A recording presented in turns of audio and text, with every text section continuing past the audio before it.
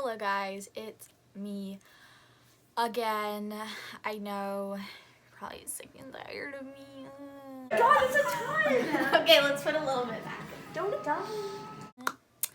Anyway, so today I'm going to be doing a video on chronic constipation, and I just want to say, first off, not a doctor, haven't graduated high school, haven't finished biology class, and this is just stuff that I have found that have helped me.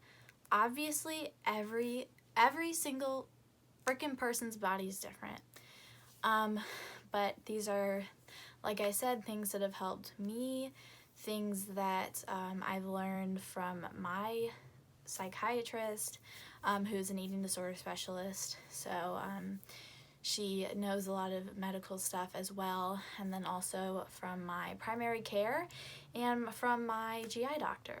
So I think the main reason I wanted to make this video is because I don't think there are that many videos about chronic constipation besides like informative videos made by like doctors that are like PowerPoints. There aren't really videos from like the patient's perspective. So I just want to share kind of my journey through poop and also how I've gotten through it and my laxative regimen right now. So if you guys don't know, I have anorexia nervosa, binge purge subtype, and with that I abused laxatives. I wasn't getting enough nutrition for long periods of time. So when I first entered treatment the first time in around this time of 2017, my poop was great. I wouldn't say great. It was not bothersome.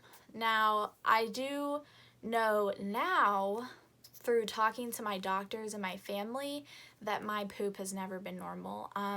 When I was born, and I was a baby, I would hold in my poop, and it was because my parents think, because it was painful for me and I just didn't like pooping, so I didn't poop.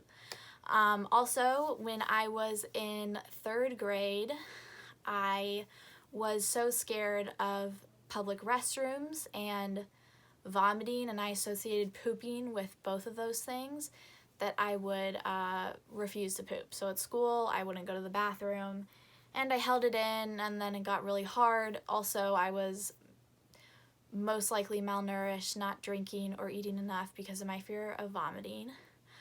But that was kind of what made me realize that I've never had a normal poop schedule. Now, my boyfriend Dylan, if you guys see on his channel, hope he doesn't mind me saying this, he, poops like once or twice a day, like most people do, or at least every other day. And I don't remember ever being like that. I just realized recently that most people have to wipe when they poop. For the longest time, if I wiped, it would either be clean or it would just be like the tiniest amount of blood because I was straining, and I just assumed that was normal. What always confused me is how people would use a bunch of toilet paper. I'm like, why do you need so much toilet paper? Like, there's nothing there when you poop. But then I realized that's because my poop was so hard that there was nothing there. Also, my poop didn't have a smell. It didn't smell like anything, and apparently your poop is supposed to smell like something. So yeah, if you guys have never looked up what your poop is supposed to look like, it's very interesting. And according to that chart, I have been constipated my whole life, but yeah. So it didn't get that much worse until my 2nd round of treatment, which was for my eating disorder, which was in October of 2017. So, several months later.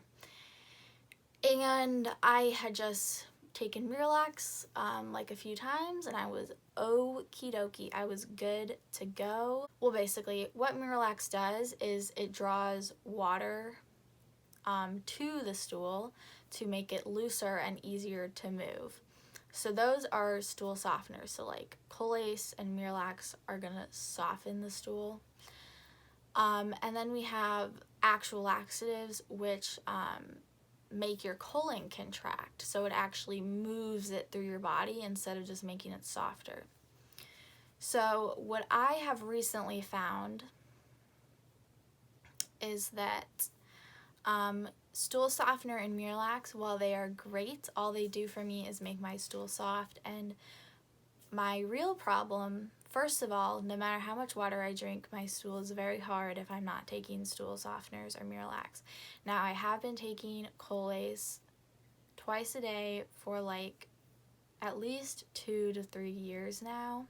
I've gone without it for like a few days and it's been pretty much a horrible experience. It does not make me poop. It does not make my poop super soft, but it will be a lot worse if I don't take it. So I dabbled with Miralax. The trouble is I get really nauseous with fluids, but I've been really trying to do, I had been really trying to do Miralax as much as I could. So for a good amount of time, I was like, I don't want Miralax. It's no, like, don't do that to me, because it was just, it made me nauseous. So I would just not poop for 7 to 9 days, and then I would end up being like in a lot of pain. And I do want to say, while this happened, I didn't have the urge to go. I wasn't holding it back. I literally, I could feel it in my stomach, but I never felt like I had to poop. It wasn't like I was going to the bathroom and I was straining and I was trying to poop. It's just I never had the urge, like, period. Basically, I would get to those, 7 to 9 days. That's usually about how long it is. And I'd be like, Mom, can I have a Docalax, which is a laxative, a stimulant, which contracts your colon. And those are what I was abusing in my eating disorder. So they were triggering and extremely, extremely painful for me. The last time I took Docalax, I had a horrible incident. We almost went to the ER, and I was so scared. I was like, Mom, the paramedics are gonna have to pull me off the toilet, and I'm gonna be shitting everywhere. And it was embarrassing time. I was screaming, sweating, so close to vomiting on the toilet for like 3 hours without much relief until eventually it just all came out at once, and I felt a lot better, but still had a lot of stomach pain up to a week after that incident, which was really crazy. So I have not taken Docalax since then. It is supposed to be overnight gentle relief. That is what it says on the packaging. I always joke that overnight means that you wake up in the middle of the night and can't sleep because you're in pain and shitting. Not that, you go to bed and you sleep well, and then when you wake up you have a glorious poop and you are oh so well again. That is not my experience. So I am on a bunch of antidepressants and SSRIs that have made me constipated throughout the years. So when I was in treatment this past November, I was taken off of a majority of my medications, and they helped a lot with relieving my constipation, and I was pooping almost every day, and that was extremely helpful. But it did not last very long. About a month later, I wasn't pooping again, and then it was back to, that stretch of time where I didn't want to take Miralax, those 7 to 9 days. But then eventually I was like, okay, the Miralax makes it more soft and a lot less painful, because I really struggle with pain and bleeding. So that was helpful. One thing I found about Miralax, though, is for me personally, I have to take it for like 7 days before it can actually like start to work. And then when it does work, it's like boom, diarrhea, pain. So that's not the best thing. So my laxative regimen right now is I take Senecot, which is, it's like a plant, like it smells like green tea, but is a very gentle stimulant laxative, and I take that every other night. And I take Miralax on the days when I don't take Senokot. We haven't really gotten to the best routine, just, you know, forgetting to put the Senokot in my pills, or not drinking enough Miralax, so it's really hard. The reason I'm on the Senokot is because, like I said, the stool softener and the Miralax just make the stool softer because of the drawing water, and then the Senokot actually stimulates the colon. So my problem is hardness, but mostly the reason I'm not pooping isn't because it's so hard, it's because it's just sitting in my bowel and my colon is not contracting. So a little bit of dysmotility in that sense. So that's when the Senokot comes in, and it's still hard with the Senokot, so then I take the stool softener and the Miralax, and supposedly it's like this magic combo. I hope it will be. It's doing better for now. I normally poop the morning after I take the Senokot, like once, and then I take the Miralax that day in the morning or at night, and then I just do that every other day, and it's been pretty helpful.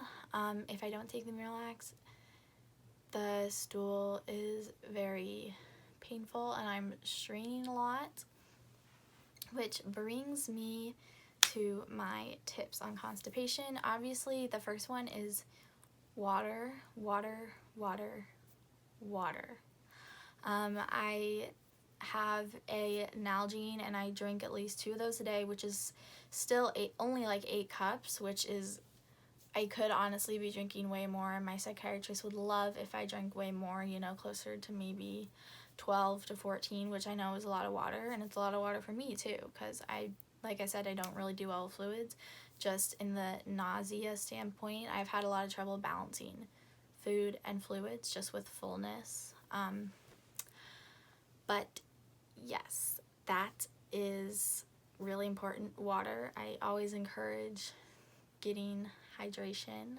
Fiber is also really important. If you guys don't know, too much fiber can actually make you have a lot of distress and constipation, which I have heard from my dietitian. Like I said, not a doctor, but I have had doctors and dietitians tell me that too much fiber is not, you know, good, but a good amount of fiber, you know, like the recommended daily dose, works wonders. I feel like every time I tell someone I'm constipated, they say to eat prunes, and I'm like, that's not, you know, that's not why, but you know, they're thoughtful, they're trying. If you guys get prescription Miralax, it tastes horrible compared to regular Miralax. I think the reason I really didn't like Miralax at first is because they were giving me prescription Miralax, but the actual stuff, the actual Miralax brand with the pink cap,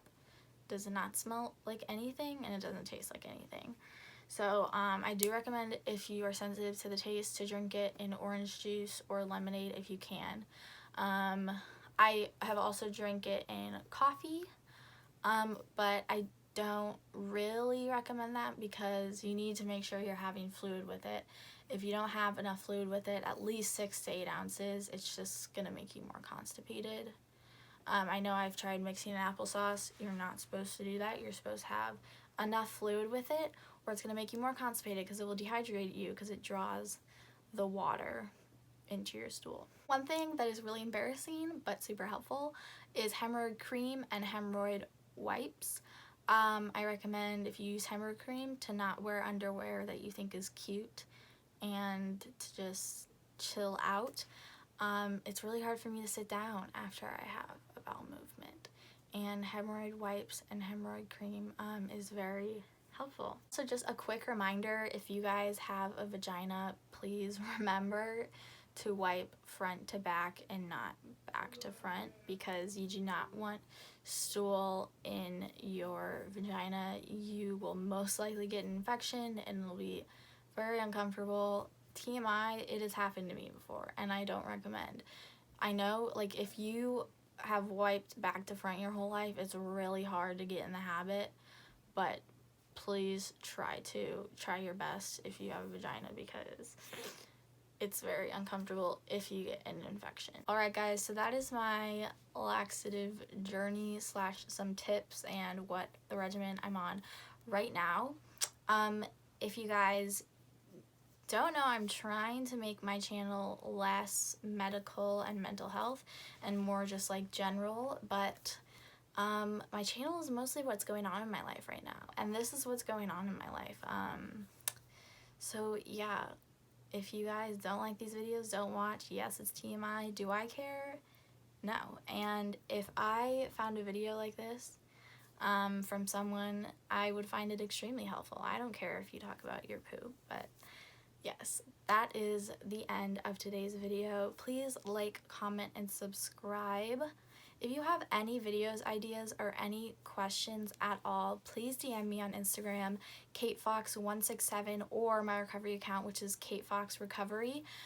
My 167 Instagram is strictly mostly me posting pictures of my boyfriend or pretending to be a model, but my recovery Instagram is more focused on my eating disorder and TMI topics with my Ehlers-Danlos syndrome as well, because I find it's a lot easier to separate the two. Alright guys, that is the end. Goodbye.